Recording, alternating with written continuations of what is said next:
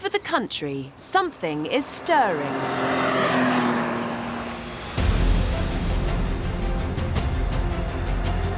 A yearning to live life differently.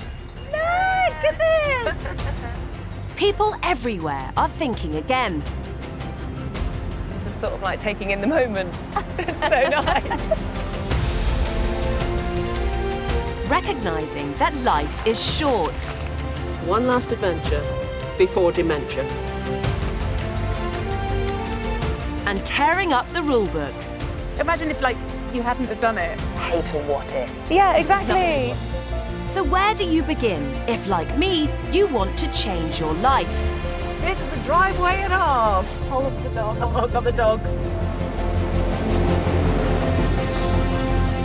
I'm Sophie Morgan, and I'm on a road trip around the UK and beyond.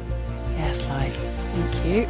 Meeting people who have already made that change. I just want to leave the world in a better place for my daughters. Do you know when you finally find a purpose and you finally find like your calling? We're like, oh, we're not proper farmers, Yeah. you know. Well, you gotta fake it till you make it. To build new lives around the things they love. Sophie, look over there. This is what life is all about.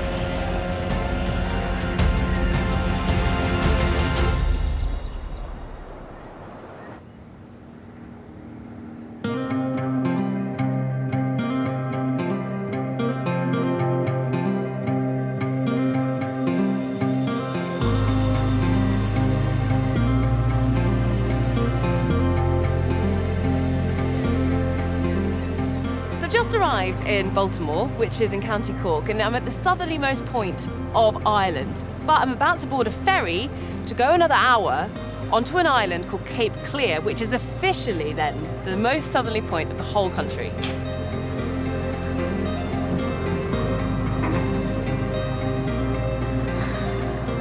It feels really like, right, we're going off into the wild.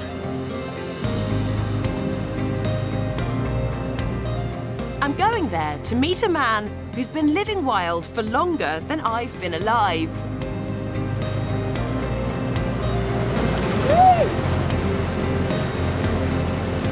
I think I just see the edge of Cape Clear. Looks pretty, like, rugged and rough. Yeah.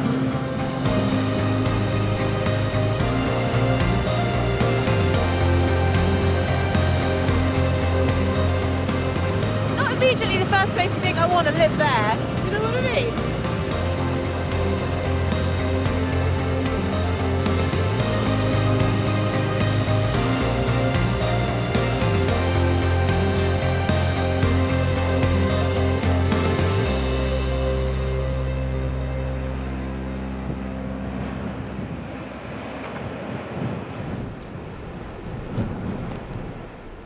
I'm here to meet Ed Harper, who moved here to Cape Clear to become a goat farmer.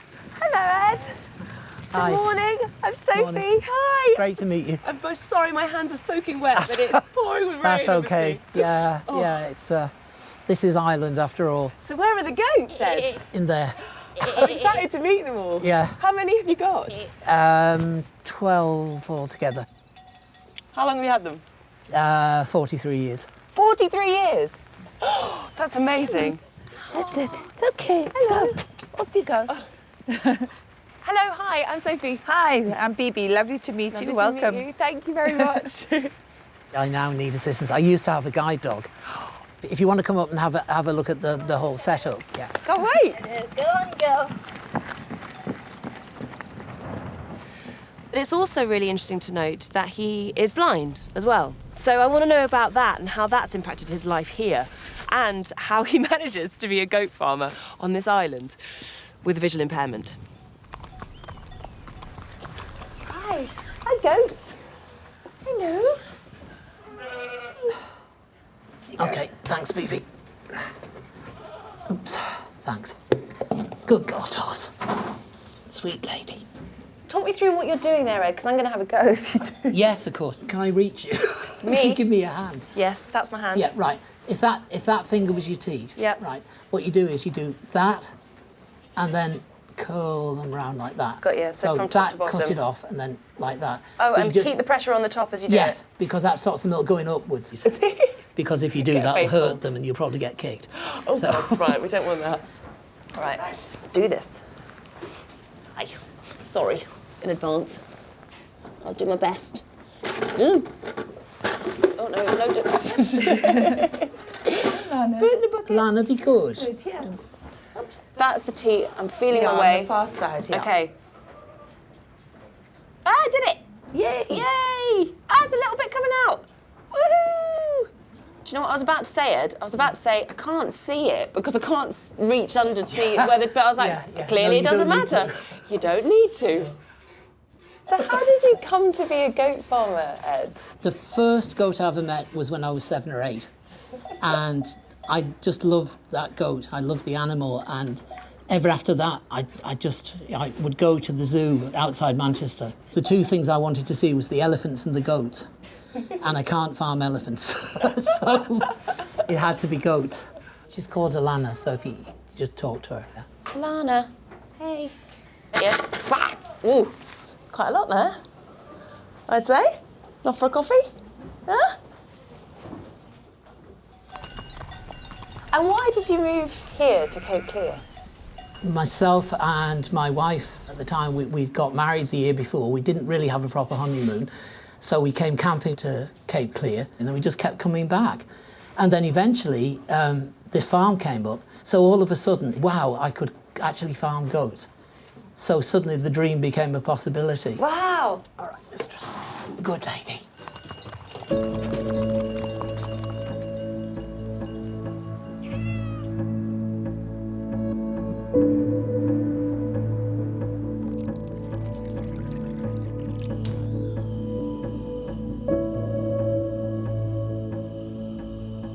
Have you ever been money focused? Has that ever been important for you? No. We get people come here to see the animals, talk to the animals, talk to us, find out how to make cheese and whatever else.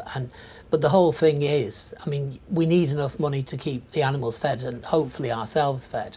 But the fact of the matter is that, you know, is to say what we're actually hopefully increasing in the world is happiness because, you know, we're never going to get rich. And if I wanted to get rich, I wouldn't be in farming anyway, quite frankly.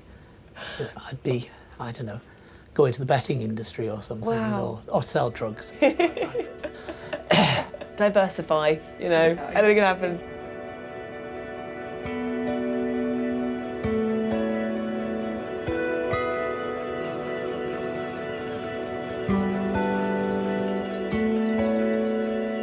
We're heading for the hills with our entourage. Come on then. Good girl, Toss. Look at this. Woohoo! They say that around here you can get 4 seasons in one day. I can see why. Nibbles. Come on, pet. Sweet creature, come on.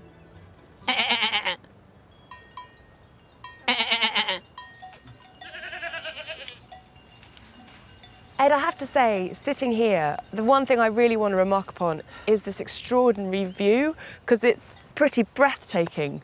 But of course, that's not something that you will experience. How do you experience this place? It's a mixture of things, really. It's partly the sound and the smells of it. Like, you know, for instance, it depends on the weather, but like you can hear the sea now.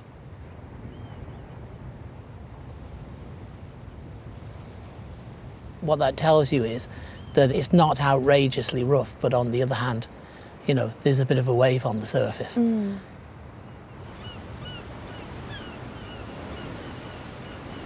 then there's the birds and the wind. And then there's also this other peculiar thing, which I presume really is a combination of all of those things, which is the general atmosphere.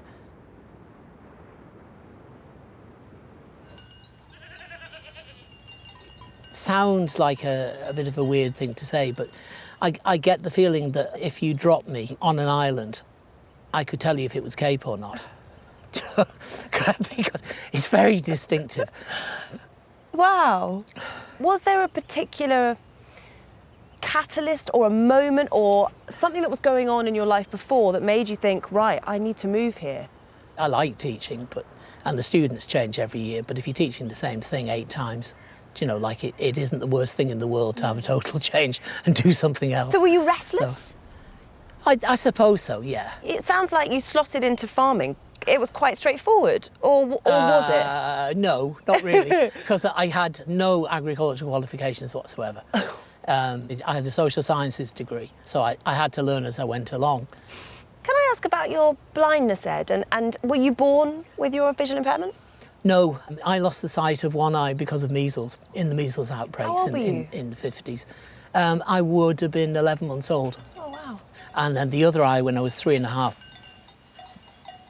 And has it impacted, do you think, your attitude towards life? There are certain distinct advantages, you know, from the farming perspective, practical advantages, like if I've got a sick goat, I don't need lights at night.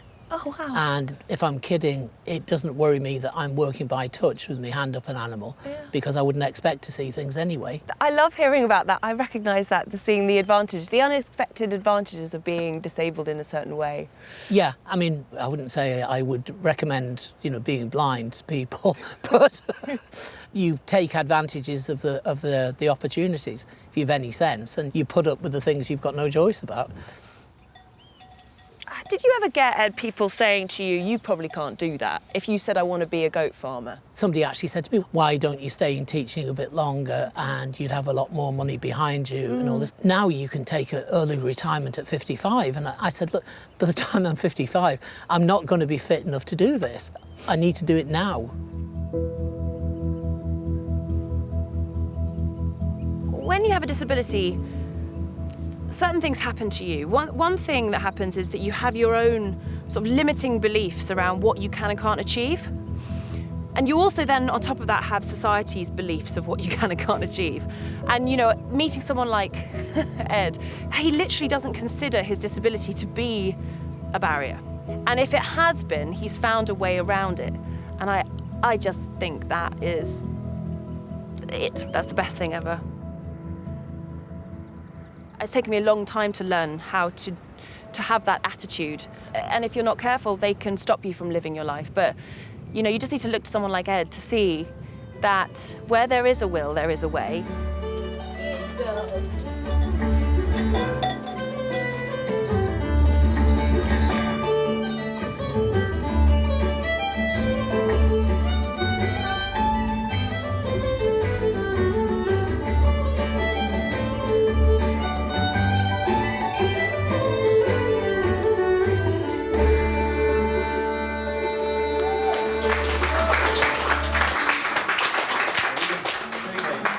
He's just lovely to be in the presence of.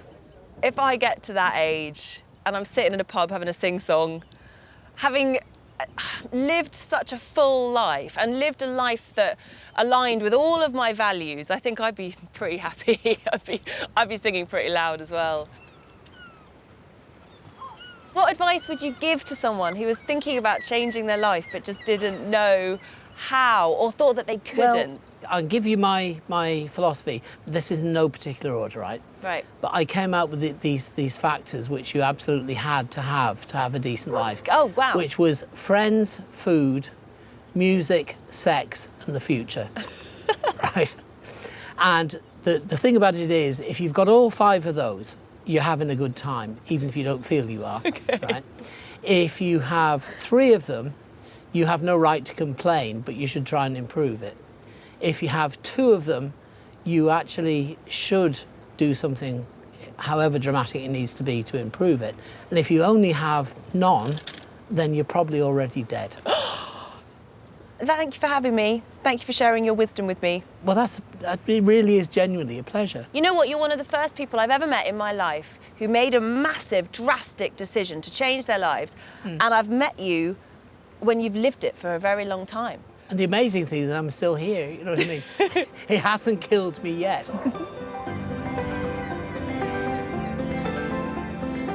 Ed has a wonderful life, but I'm not sure if I could live that remotely, or be a goat farmer for that matter.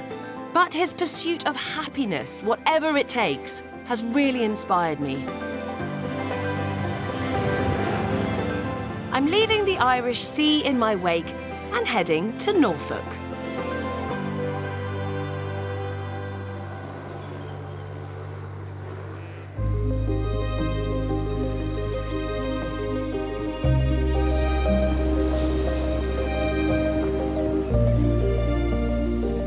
come to Norfolk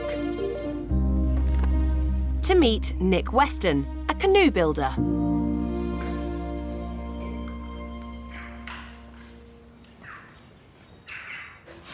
Hey. How's it going? Ah, yeah, good. How are you? Nice I'm to well. meet you. Nice to meet you.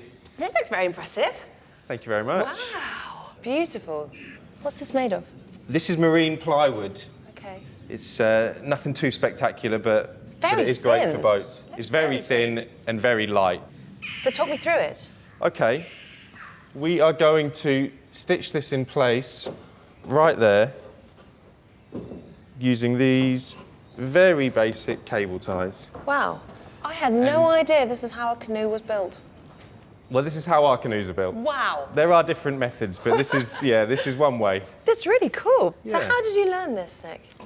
So when I was 26, I went on a real entry-level boat building course in the Lake District. It lasted a week, and as soon as I finished the course, I really knew that this was something I would like to do Amazing. full-time, yeah. That must have felt great. Oh, it was such a relief. Suddenly I felt like, oh, that's what I'd like to be doing. Maybe I can take this little skill, start building some canoes and try and sell them, and that's how it all began. That was a simple train of thought that led you down this path. Yeah. Okay. So what was life like before? Well, I was working in a school as a teaching assistant. I wasn't earning a huge amount of money, so I was struggling to pay the bills. I wasn't particularly happy with my job. That voice in your head saying the change is needed. Yeah. Good? We're good. Nice one. We're in business. A grant of £3,000 from the Prince's Trust got Nick's business started. You know, I was just operating on no profit. I had about 10 canoes that I hadn't sold. And my partner and I decided to launch another business, renting them out, and she actually built the website, and then she was able to quit her job, but now we both run both the businesses together. Amazing. He changed his entire life over a short course. I mean, that's extraordinary. People do courses on weekends and courses in the evening all the time, and they don't see it as a way out of a dead-end job or a life that's not working for them. But Nick did. That is very, very inspiring. Hello. This is Chantal, my other half. Hello. Do you need a hand? Why not? Yeah? There's some varnish under there. Okay. Let me get it. Thanks. How did you take the news when Nick decided he was going to quit being a teacher and become a boat builder? I thought it was great. You did? Yeah, Good I for just you. think, you know, if you're passionate about something and you have the opportunity, then, you know, it's great if you're able to do something with it. Yeah. And try and find a thing that, you know, gets you excited to get out of bed in the morning and, you know, Yeah. Sunday evenings aren't such a drag anymore when you know that The Sunday night blues don't exist yeah, anymore. Exactly. Do you think you would have been able to do it if you hadn't had Chantal's support?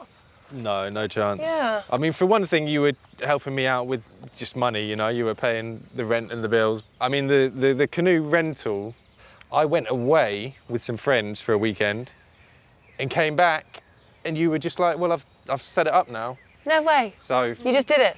yeah, Well, that tells you who's Tells you what kind of woman you are. who's the brains behind the Okay. business, Oh yeah. my gosh.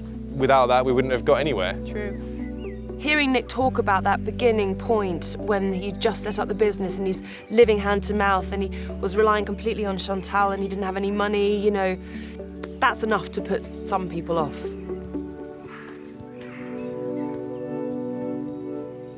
What did people say when you said you were going to be a boat builder? Mixed bag. I remember one guy saying, don't give up the day job. And then I said, I've literally just given up the day job just today. And he was like, oh, right, OK. Well, Do give up the day job. yeah, take care. And did you think about throwing the towel in and saying, no, enough's enough? Yeah, for sure. But so often I would be questioning things on my drive in the morning, and then someone would call and ask whether I had any canoes for sale. One guy, he was an interior designer and he bought 4 canoes. And I was so excited that I literally just ran outside. I was on my own. I had no one to celebrate with, so I just ran around the workshop and then gathered myself and just carried on. But that was, yeah, one of those, you probably just saved the business there with that purchase. So the dream sort of suddenly became a reality. You were faking it till you made it. Yeah, I think that's true. Yeah, God, that's a bit of a kind of scary realisation, but for a few years I probably was. We're heading down to the River Wensum, just a couple of miles away from Nick's workshop.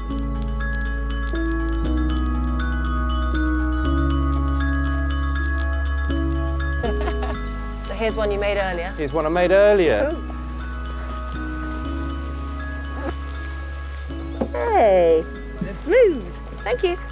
Do you want me to grab it? Cool. That out. All right, I'm not moving. Don't move. You're in. I'm in. We're floating. Check us out. There we go. Woohoo! It's No like doubt. gliding on silk or something. It's just Yeah. so still. Wasn't the weather meant to be chucking it down with rain this Shh, afternoon? don't jinx it. It's very peaceful. It is. Is that why people canoe? For a bit of peace. I'd like to think so. That's why I canoe. And there aren't many places you can just get away from all the hustle and bustle. Look at all the dragonflies. Like this. I know. Yeah, this is good. This is great. This is amazing. Seriously. What did the whole experience of changing your life teach you?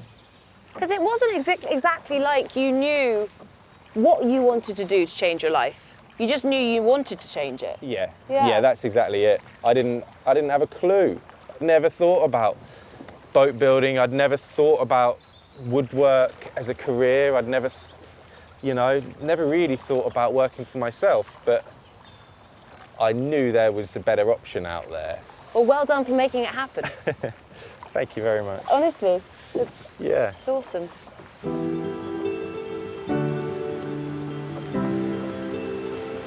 I think there's a storm blowing in, Sophie. Just a bit of rain. That's it. Just a bit of weather. It feels almost reassuring to spend time in Nick's company, because if you think about what he's achieved, he's been determined to make a change in his life to make his life better, but he didn't know how or what he was going to do. It's actually even lovely in the rain. I think you feel even closer to the elements when you're getting rained on. You do, don't you? Yeah. I totally get that. It's actually really nice. He's found a project and he decided that could be his vehicle to change his life. And if it's as simple as that, then what's stopping the rest of us from doing it? We're going in for it. Whee! Let's go for it. Woo!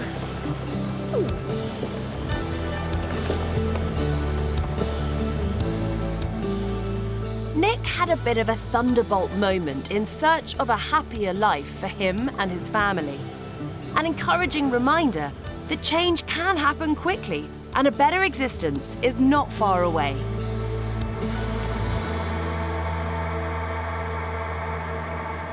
Next, I'm heading to the southwest coast, to Croyde Bay in North Devon, for some sun, sea, and surfing.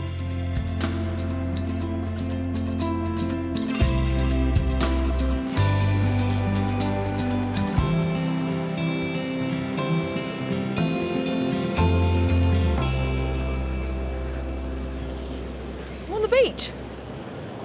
Yes. Whoa.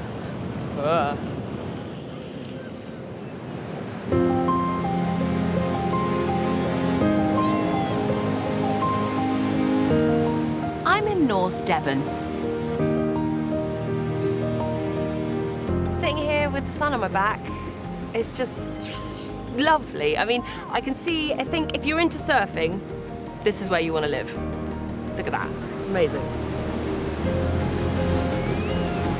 A life by the sea drew Yvette Curtis here to Croyde Bay. Oh, stop. Go on. Hey. Oh, cool.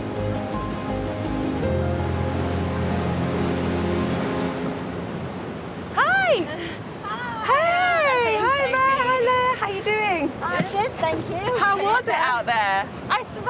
You did? I always say that as a good thing. So this is my daughter, Aaliyah. Hi. Nice my own personal surf coach. Oh, how great is that? Amazing. What's it like coaching your mum? It's all right, she's really good. Is she? Yeah. Yeah? It's the only time I listen to her. So what's the plan? I've got to do some prep and get some boards ready. So yeah, you can come and give us a hand. Love to. Awesome. Cool. Let's go. Yvette runs a surfing club for women and girls only, called Wave Wahinis. Thank you. So tell me about what life was like before and why you decided to move down here. Well, I was in Bristol and I was single. I had my daughter who was 7. So it was a bit of a crossroads in my life to have a complete lifestyle change, and I'd always wanted to be by the coast. And I just thought, what a beautiful place to grow up, you know? Going from a city to living, you know, where we live, it's just amazing. Yeah. So I had to take the chance, Yeah. and it paid off, you know. 11 years later, I'm still here. Wow. What about the surf school? Why did you set that up?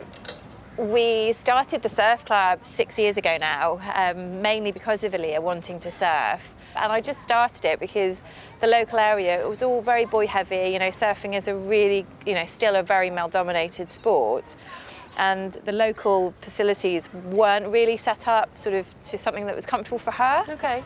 And then, you know, Wave Wahinis was born, and we've been going ever since and just grown and grown and grown. It almost feels a little bit like, why was this not here before you?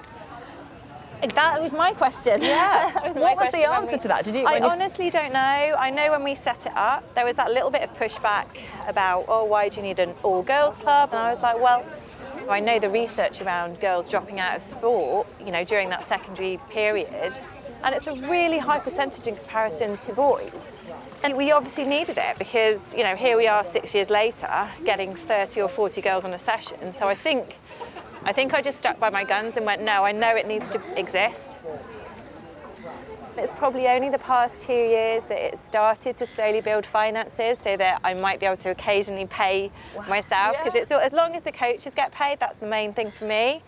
So I have to have, I guess, like a real job too. You know, obviously I'm a personal trainer. I also work doing nature on prescription. So wait, hold on a minute, how many jobs have you got? I've just counted 3. I'd say 2 of them are jobs and one's volunteering and love, which is this one, which I adore and wouldn't do anything differently. I've got 3 daughters too, which is, yeah, pretty full on. Gosh, how do you find the time? I don't sleep very much. I'm about to meet the Wave Wahinis, and their surf coach is Yvette's daughter, Aaliyah.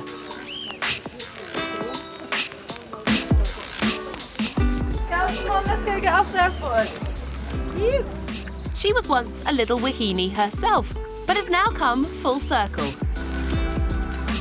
All right, girls, we're going to make a semicircle around the front of my surfboard, all right? Brilliant, well done, girls. Like this big. So brave. Right, doing star jumps. Come on, girls, star jumps. Oh, this is so cool. And at the back, we've got the amazing. Well done, girls. 1, 2, 3 more. Hands goes down, and then we do jump. Can you see why your mum set it up? Definitely, yeah. I don't know where I'd be if she didn't. Yeah. Yeah. Pedal, pedal, pedal. Wave picks us up. It's proper girl power. I feel like really like It's yes amazing, girls. yeah. Yeah. Does it feel like that? It does. Yeah. All the time. Perfect. Let's go surfing. All right, let's go surfing, girls.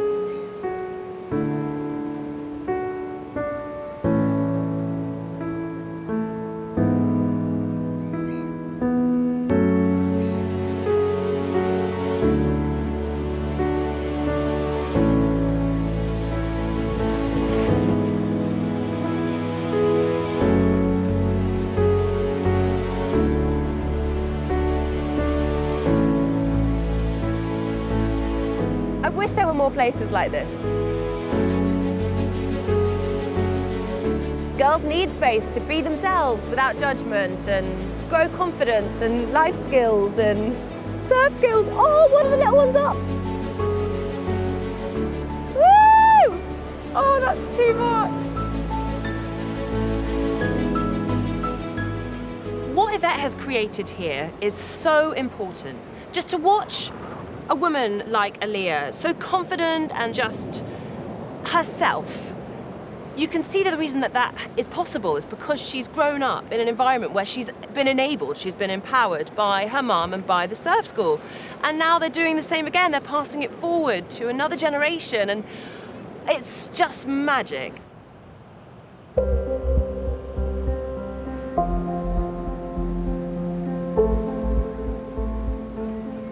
Well, this is nice. It's beautiful, isn't it? What a spa. As well as providing a safe space for girls and women to surf, Yvette also runs adult surf therapy sessions to help women's mental well-being. Just sort of like taking in the moment. It's so nice. And this is exactly why it's really nice to have surf therapy in a venue like this, you know?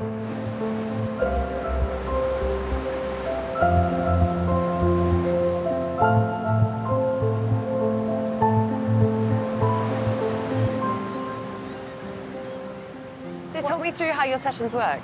Well, it's really, really simple. We'll all come down to the beach, have a look at what the ocean's doing.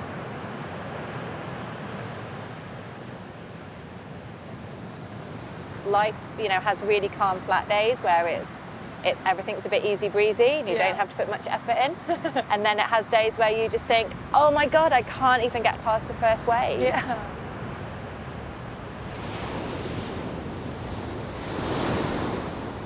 But you just keep going. That's a strong metaphor, isn't it? Yeah, absolutely.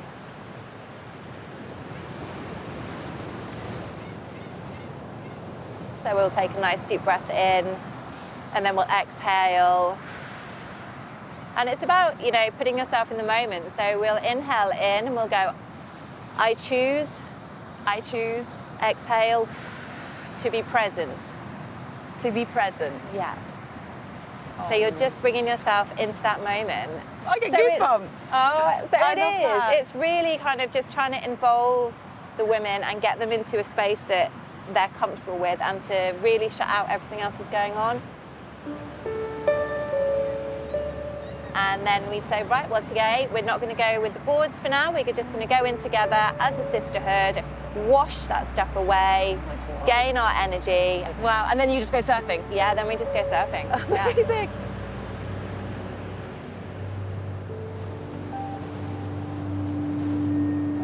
So what kind of people come to your therapy sessions? And with what kind of conditions? Well, we work with the local women's refuge, actually. So we focus our surf therapy on women who have experienced trauma through domestic violence, which is amazingly rewarding. But obviously, it comes with its own emotional sort of stress as well, because you want to provide something that's completely new to someone and support them. You know, we've worked with diversity surf as well, so we've worked with local young female Syrian refugees, and getting to be part of those journeys with people. I get days where I'm just like overjoyed at, you know, an 11-year-old girl setting foot in the ocean for the first time ever after, you know, coming from a war-torn country. And you can't bottle that. I mean, it's just, it makes me super emotional. I get really I can't quite believe I've got to experience that with someone, and there's no words for kind of that joy.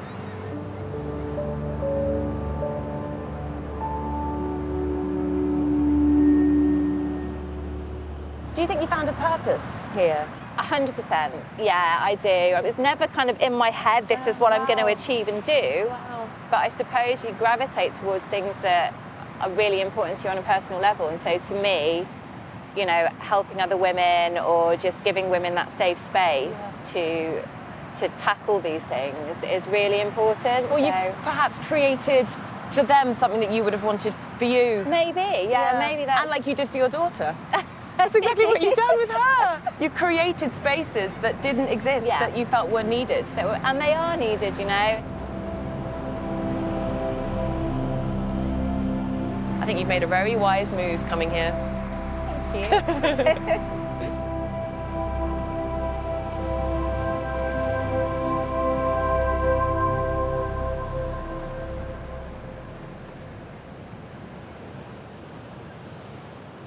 Yvette set out to change her life and her daughter's life. But what's happened is she's changed the lives of, I mean, countless young girls and women in this community.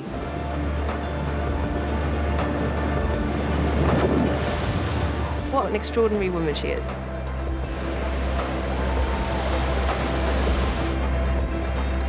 I'm truly inspired by Yvette. Having made a huge change to her life, she's now found such joy by the ocean.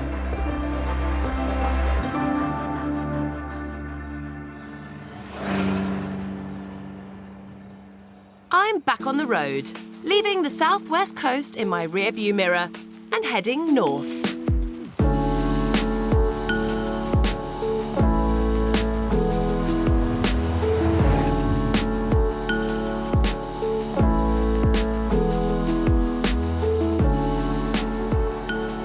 Today, I'm in Lancashire to meet Antonio. Now, 10 years ago, Antonio completely changed his life. He was working in a very stressful retail job. But then, and there's only really one way to say this, he ran away and joined the circus.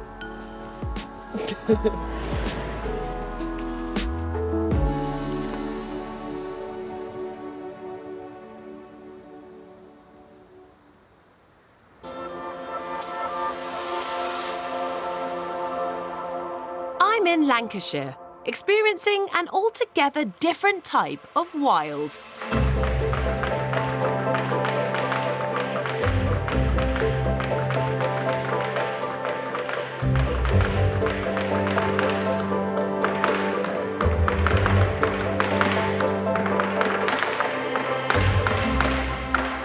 Wow!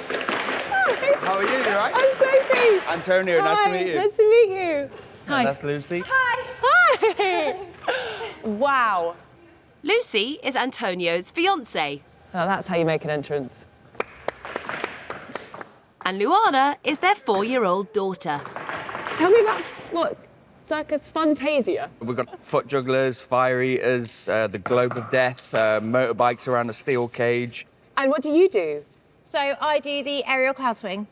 So that is honestly, I got dizzy just looking at you. It's just me being a big kid on the swings, basically, and I get paid for it, which is great. So what we're going to get up to today? Could you take part in a bit of juggling for us? This is what you're going to feel.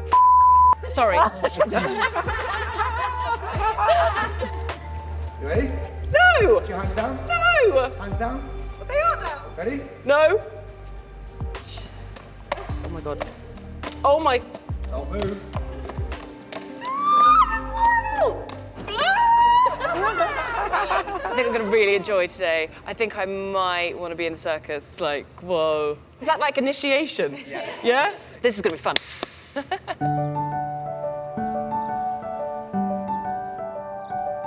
Workshop. Yeah, this is where it all happens. That's the lightest chair. Yeah. Thanks, mate. You got it. So what were you doing before? What was your job before this? Before this, I was working for a sports retailer. Okay, completely different. Yeah. What did you do? I was a manager. I was very young and taking on a lot of stress, but I had too much money at a young age, so I was out in town a lot. All right. Okay. You were burning the candle at both ends? Yeah. Right. I was probably doing 70, 80 hours a week. Mm-hmm. I was done. How long did it take you to make the shift, to take the leap from one life to the other? A day. A day? Yeah, I was gone. I said to my mum, I'm off. I got on the train. I had nothing, just a bag. But the hardest thing was leaving all my friends and family. I initially lied about where I was going. I told my friends I was moving to France because I was embarrassed. I even changed my name. I wanted out. What's that about? Why so much shame? Well, my father owns a circus anyway. Uh-huh. It was something that I've always been embarrassed about growing up. So you felt a lot of shame around being in the circus? Yeah. There is a massive stigma about circus, you know, because people don't really understand, oh, you're going to live in a caravan and stuff like that. But growing up, there was a lot of bullying. Uh-huh. You didn't want to be judged? I didn't want to be judged, no. I always had a dream about doing fire. So I started training immediately. And the following year, I was in the show. Yeah.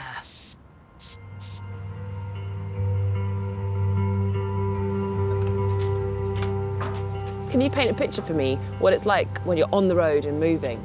Every week, every 2 weeks, we have a new garden, we have a new local shop, and it's nice to get to know the community all the time, and I love that.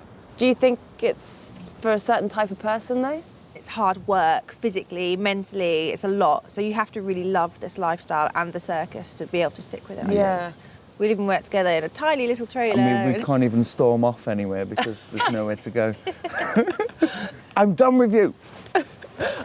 That's as far as it goes, so yeah. Do you ever feel like you want to settle and put down roots somewhere? We have to start thinking about it because of Luana. Luana's going to start school soon. And it's not just that, my body can't do it for much longer either. Like, my body's hurting all the time now. Wow, so you guys are a little bit at a crossroads. Yeah. Yeah, it's coming to that stage, yeah. You'll work it out. You will. I hope so. Are you okay? Yeah. Every time. Every time. Oh, no. That's how good the circus life is. Yeah. The thought of stepping away from this at some point is really, really tough. Having spent time with Antonio, I'm keen to also understand what life is like for Lucy. Do you want to decorate my face, Luana? Do you want to be in charge? So what's it like being a mum on the road in the circus? I love it. I get the best of both worlds. I get to be a full-time mum and still do the job I love, so I have no complaint at all. I love it. And she gets to see the world as well. What do you think it will teach a kid growing up in the circus? Oh, that's a good question. I don't know, because as a mum, I always think I'm doing the wrong thing. Do you know what I mean? Like, is this right? Is this right? Should she be in school now or in nursery now, like full-time? I think as a parent, you always kind of... Okay, mum's guilt sort of thing. Yeah, and you doubt yourself a bit. All right, if I do the outline, do you want to colour it in? You're brave. I do this every single day. Yeah. We have shows for 10 days, and then it's 3 days of moving and building a tent up. Wow. It's full on. Yeah. Full on. Yeah, like I said, it wasn't an issue when I was in my early 20s, but now I really feel it. 10 years on. Yeah. You look beautiful. Thanks. Do you know your mum is Wonder Woman? Do you know how cool that is? I don't know what I am. I'm some sort of like drunk David Bowie. You've got this. Okay, I'm just going to keep colouring in. I'm hyped, I'm psyched, I'm ready to go. I'm in costume, I'm ready, I'm gonna be in the circus. Oh my God, there's people arriving. There's people arriving.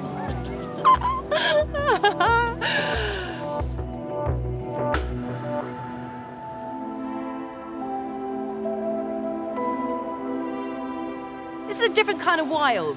You know what I mean? I've been doing a lot of wild stuff, like going into the middle of nowhere and being off the beaten track. This is a different type of wild, and I like it. And I'm in for it.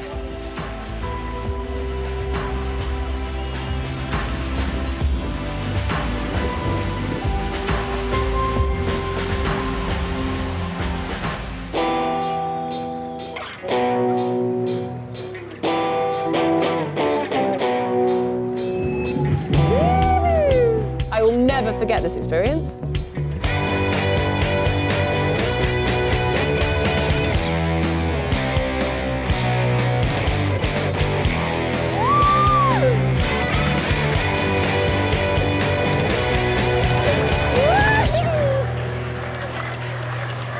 I honestly think that these people live an extraordinary life. The perception of these sort of nomadic types threatens that sort of need to be stable and need to be rooted and need to have a life that fits into convention. And these people rock that convention and just, you know, seem to put a couple of middle fingers up at the foot of convention. And power to them because they're so happy. They've run full tilt, full pelt towards their calling.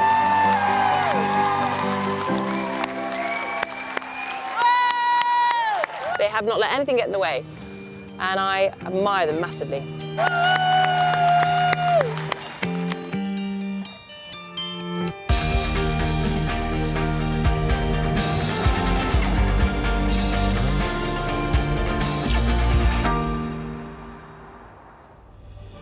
Next time, He is excited. Plunging into livestock farming. So we're just checking that. You're checking? Just making sure he's trying to get in, you know, he's getting involved.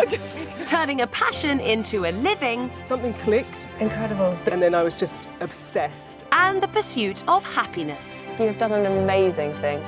It totally makes me feel alive.